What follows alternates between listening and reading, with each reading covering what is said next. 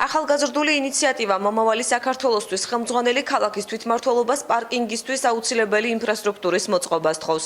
ლაშა ადამი ამბობს, რომ მერია 2015 წლის ბიუჯეტში მანქანების სადგომებისა და გასაჩერებელი ადგილებისთვის თანხა უნდა გაითვალისწინოს, რადგან ქალაქში ქაოტური სიტუაციაა შექმნილი, რაც მოქალაქეებს დისკომფორტს უქმნის. ბათუმის მერიაში ჯერჯერობით არ იციან გაიწერება თუ არა მომავალი წლის ბიუჯეტში პარკინგის მოწესრიგებისთვის აუცილებელი თანხები. ამბობენ, რომ ეს შემოსავლებზეა დამოკიდებული და ტრანსფერებს ელოდებიან. ვისაც ყავს ავტოსატრანსპორტო საშუალება და აუცილებლად შეძლო სათანადო ადგილას საჭირო დროს ავტომობილის დატოვება, შეჩერება. რადგანაც ეს პრობლემა დიდ დისკომფორტს უქმნის ზოგადად მოსახლეობას.